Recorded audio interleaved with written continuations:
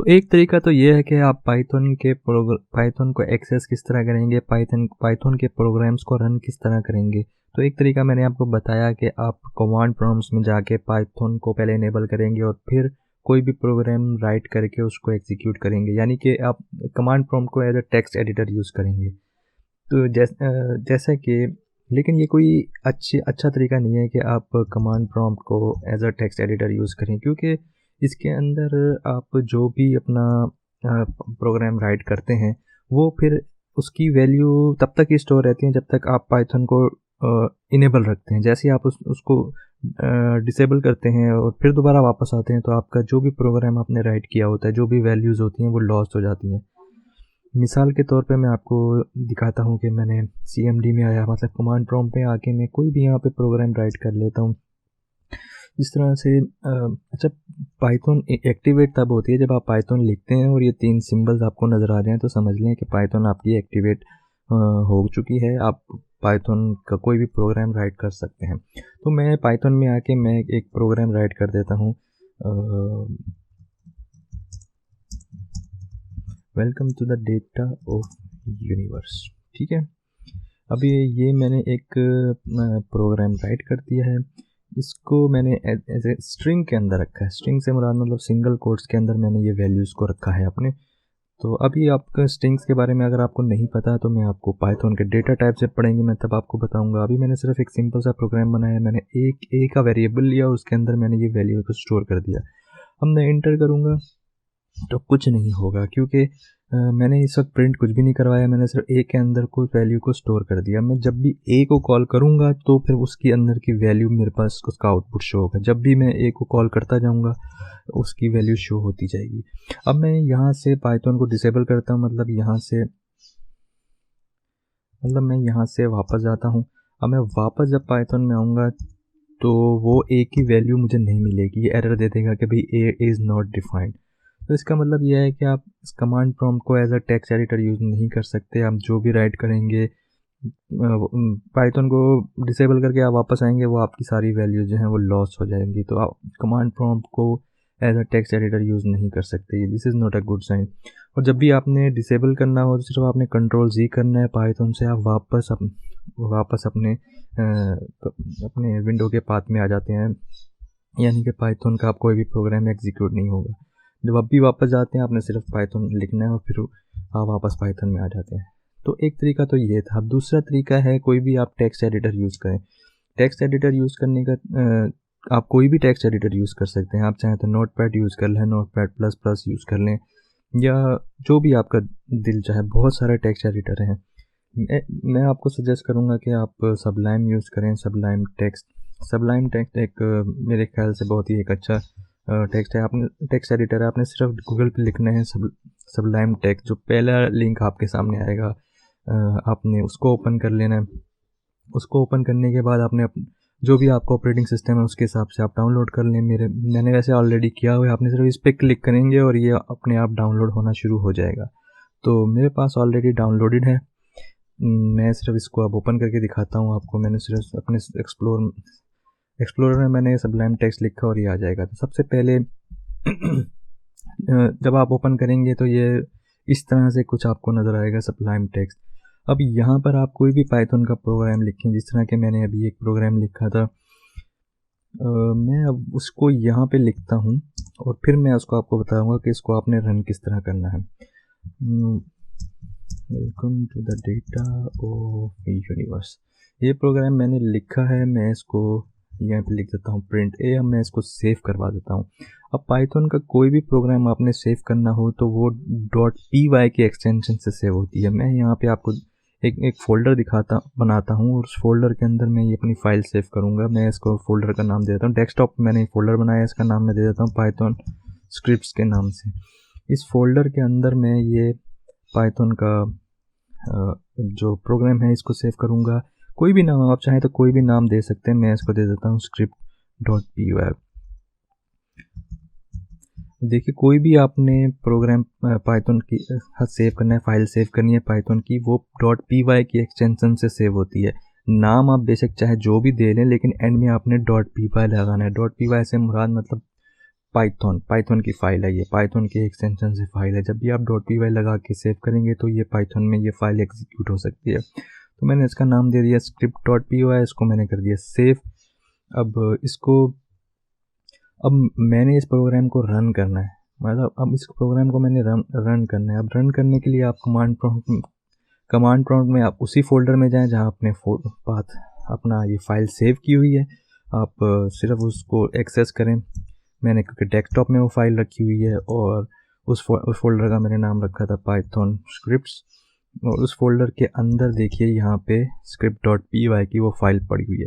एक तरीका तो ये है कि आप अपना कमांड प्रॉम्प्ट खोल के फोल्डर टू फोल्डर सर्च करके अपने उस फोल्डर में ऐड, अगर आप किसी और ड्राइव में हैं तो आपको पहले सी ड्राइव में आना पड़ेगा, फिर डेस्कटॉप में जाना पड़ेगा, फिर डेस्कटॉप से फोल्डर में जाना पड़ेगा और सर्च करें अपनी फ़ाइल को कि आप उस फोल्डर में फ़ाइल है कि नहीं। एक तो तरीका तो ये है कि आप यहाँ आके उसको मतलब अपनी फ़ाइल को सर्च करके रन करें। मैं आपको पहले रन करके दिखा देता हूँ, इसके बाद मैं आपको ईजी वे बताऊँगा कि आप फोल्डर टू फोल्डर आपको सर्च करने की ज़रूरत नहीं पड़ेगी। आप डायरेक्ट कमांड प्रॉम्प्ट कैसे खोल सकते हैं अपने उसी फोल्डर से जिस फोल्डर में ये फाइल पड़ी होगी।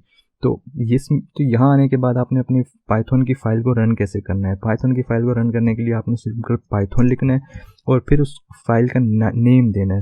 मेरी फाइल का नेम था script.py। अब देखें पाइथन script.py लिख के मैं इंटर करूँगा तो ये देखिए मेरा प्रोग्राम रन होके अपने आप मुझे उसका आउटपुट शो करवा देगा। तो इसका मतलब ये है कि जो मैंने प्रोग्राम बनाया था वो रन हो गया, उसका आउटपुट आपके सामने आ चुका है। तो अब ये एक तो तरीका ही मैंने आपको ये बताया कि आप कमांड प्रॉम्प्ट से फोल्डर टू फोल्डर कैसे। इजी वे ये है कि आप अपना वो फोल्डर खोलें जहाँ भी आपका वो फोल्डर पड़ा हुआ है, उस फोल्डर से आप डायरेक्ट कमांड प्रॉम्प्ट कैसे खोल सकते हैं। जिस तरह वो डेस्कटॉप में पड़ा हुआ है, डेस्कटॉप के अंदर पाइथन स्क्रिप्ट के नाम से वो फोल्डर है। आप यहीं से डायरेक्ट, मुझे कोई कमांड प्रॉम्प्ट के अंदर फोल्डर टू फोल्डर सर्च करने की ज़रूरत नहीं है। मैं यहीं से cmd लिख के मैं cmd को खोल दूंगा। ये देखिए कि डायरेक्ट ये इसका पाथ अपने आप यहाँ से कमांड प्रॉम्प्ट खुल चुका है। अब मैंने इसके अंदर जो फाइल है वो सर्च करनी है, तो देखिए ये वही चीज़ है। आप dir डायरेक्टरी लिखेंगे तो यहाँ भी आपको वो फाइल नज़र आएगी जिस तरह से ये सामने पड़ी हुई है आपके। तो कहने का मकसद ये है कि आप कमांड प्रॉम्प्ट को यहाँ से इजीली एक्सेस कर सकते हैं। अब आपने इसको वैसे ही रन करना है जैसे अभी मैं आपको दिखा भी चुका हूँ। script.py आपका प्रोग्राम अपने आप रन हो जाएगा। तो ये एक बहुत ही सिंपल तरीका है। तो इससे आपका होगा ये कि टेक्स्ट एडिटर यूज़ करने का कि आपकी वैल्यूज़ लॉस नहीं होंगी। इसको बेशक आप बंद भी क्यों ना कर दें, आपकी फ़ाइल सेव है। आप जब भी उसको रन करना चाहेंगे आपने सिर्फ कमांड प्रॉम्प्ट में आना है, आके आपने अपनी फ़ाइल को सर्च करना है और उसको पाइथन लिख के उसको रन कर देना है। तो ये एक बहुत ही आसान तरीका है पाइथन के प्रोग्राम्स को रन करने का।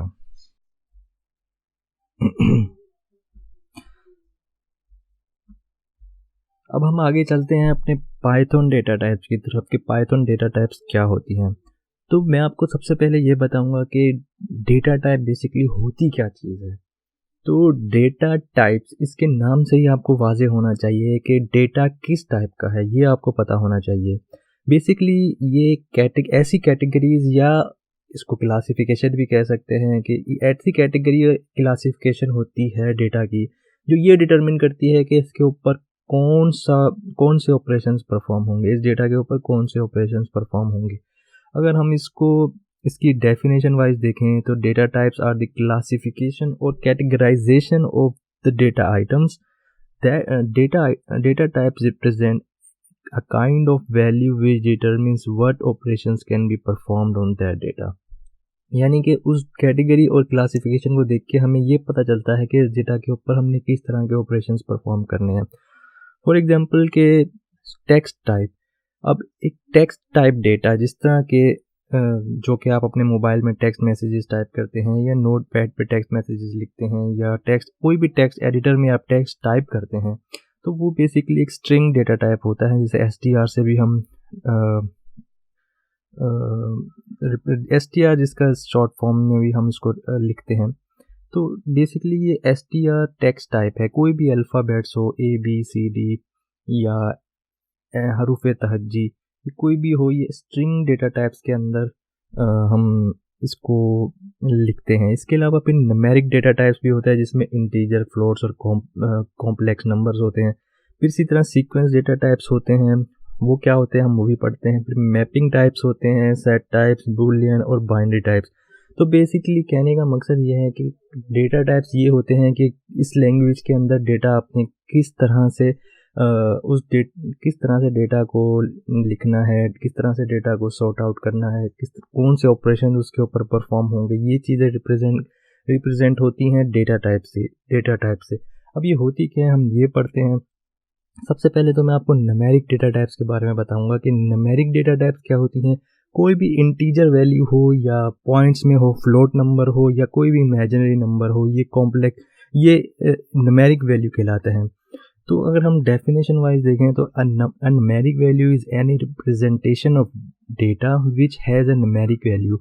Python identifies three types of numbers: integers, first integers, positive और negative whole number without a fractional part, मतलब जिसके अंदर फ्रैक्शनल पार्ट ना हो, पॉइंट में ना हो, वो हमारा इंटीजर कहलाता है। फिर इसी तरह फ्लोट क्या होता है, any real number with a floating point representation in which a fractional component is denoted by a decimal symbol और साइंटिफिक नोटेशन। यानी कि कोई भी नंबर फ्रैक्शनल नंबर हो जो पॉइंट्स में हो, वो उसको हम फ्लोट नंबर्स कहते हैं।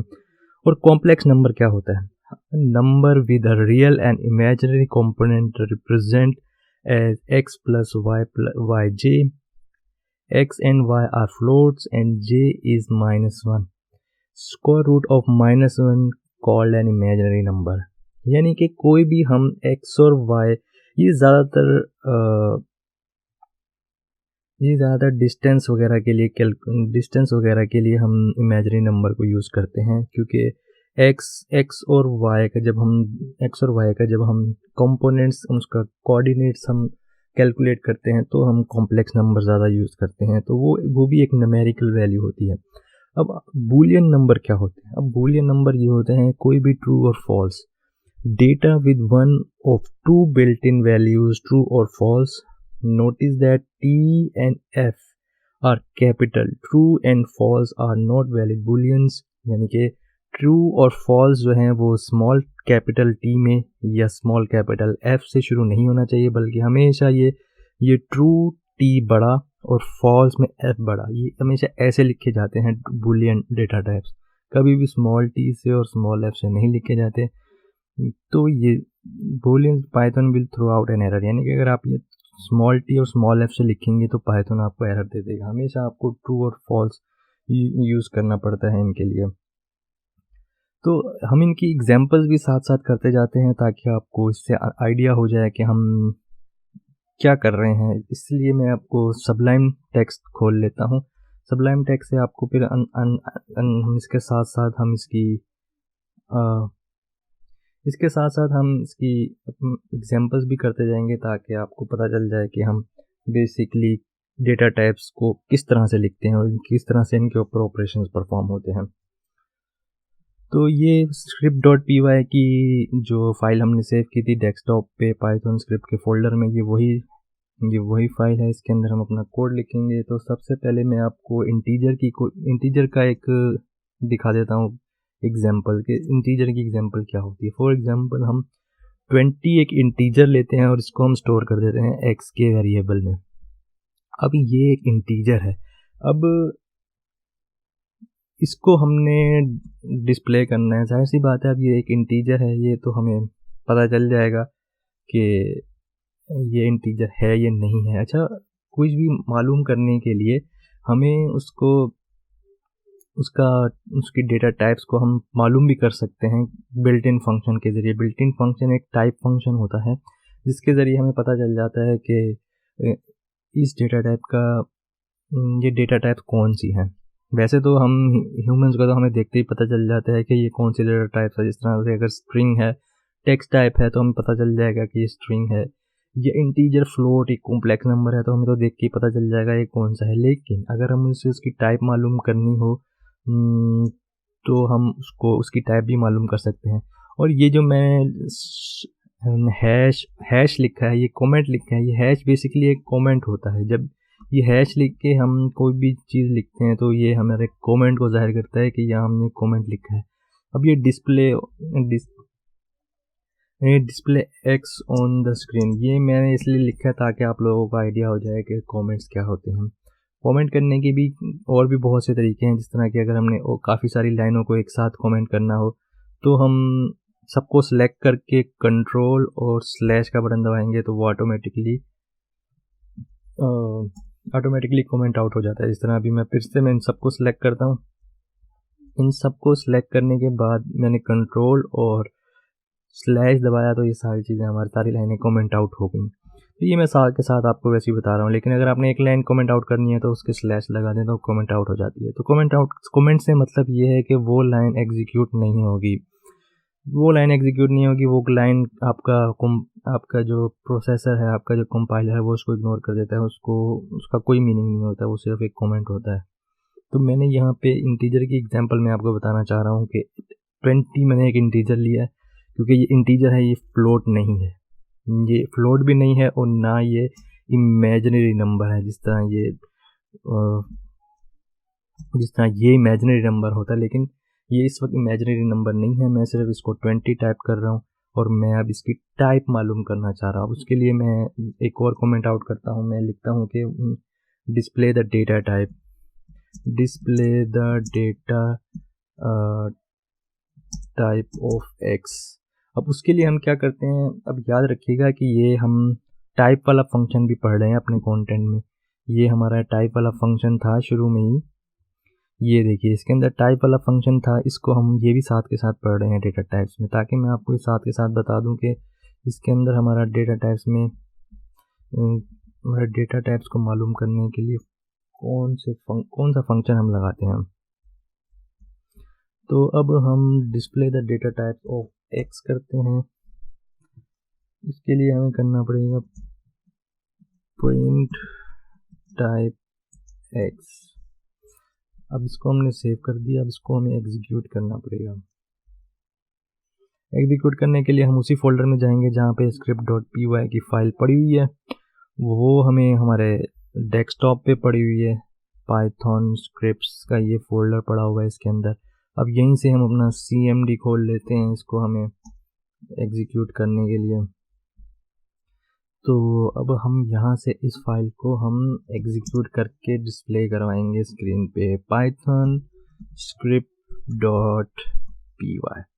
देखिए ये सबसे पहले तो मैंने प्रिंट एक्स किया, सबसे पहले तो मैंने 20 को एक्स के अंदर स्टोर करवाया, फिर एक्स को मैंने प्रिंट करवा दिया स्क्रीन पे। सबसे पहले सीक्वेंस वाइज क्योंकि ये एग्जीक्यूट होता है कोई भी प्रोग्राम, तो ये देखिए ये पहली इंस्ट्रक्शन प्रिंट एक्स किया मैंने, जो कि प्रिंट एक्स एग्जीक्यूट हो गया। प्रिंट एक्स में क्या है 20। अब आगे क्या है कि भाई display the data type of x, मैंने इसकी टाइप को मालूम करनी है कि इसकी टाइप कौन सी है। तो ये आगे इसकी टाइप पता चल जाएगी क्लास इंटीजर, क्योंकि ये एक इंटीजर है इसलिए इसकी टाइप पता चल जाएगी। इसी तरह ही अगर मैं यहाँ पर एक और वैल्यू लेता हूँ, y का मैं एक वेरिएबल लेता हूँ और इसके अंदर मैं 44.5 की मैं एक वैल्यू ले लेता हूँ, पर इसी तरह मैं इसको भी प्रिंट करवा देता हूँ, प्रिंट y। और प्रिंट y के साथ साथ अब मैं इसकी मैं मालूम करना चाहता हूँ कि इसकी टाइप क्या है। अब मैं इसको फिर से एग्जीक्यूट करता हूँ, इसी में एग्जांपल को फिर से एग्जीक्यूट करूँगा। तो अब देखिए पहले वाले में प्रिंट x करवाया तो वो इंटीजर है, फिर 4.5 y में है और ये फ्लोट है। ये हमें बता रहा है कि this is float, this is not a integer, क्योंकि ये पॉइंट में है, फ्रैक्शन में है, इसलिए ये एक फ्लोट है। इसी तरह अगर हम इमेजिनरी नंबर मालूम करना चाहें, जिस तरह की यह इमेजिनरी नंबर यानी कि कॉम्प्लेक्स नंबर, अब हम इसका अगर हम मालूम करना चाहते हैं कि इमेजिनरी नंबर क्या होता है, तो इसके साथ ही हम एक वेरिएबल लेते हैं z और इसके अंदर हम स्टोर कर देते हैं कोई भी वैल्यू, जिस तरह 3 + 7j। अभी हमने एक इमेजिनरी नंबर लिया, अब हम इसकी टाइप मालूम करेंगे। टाइप मालूम करने के लिए हमने टाइप का फंक्शन यूज़ किया, टाइप फंक्शन के अंदर हमने z को स्टोर कर दिया, हमने सेव किया। अगेन हम कमांड प्रॉम्प्ट पे आएंगे और हम इसको प्रिंट करवाएंगे। अब देखिए ये हमें क्या बता रहा है, ये हमें यहाँ ये बता रहा है कि पहला इंटीजर के अंदर पहली वैल्यू हमने स्क्रीन पर प्रिंट करवाई 20, उसकी टाइप मालूम की इंटीजर। फिर दूसरा हमारे पास है फ्लोट, जो कि अच्छा हमने इसको हमने खाली प्रिंट नहीं करवाया, हमें प्रिंट जेड भी करवा लेते हैं ताकि उसकी वैल्यू भी हमें पता चल जाए। इसको हम फिर से रन करते हैं।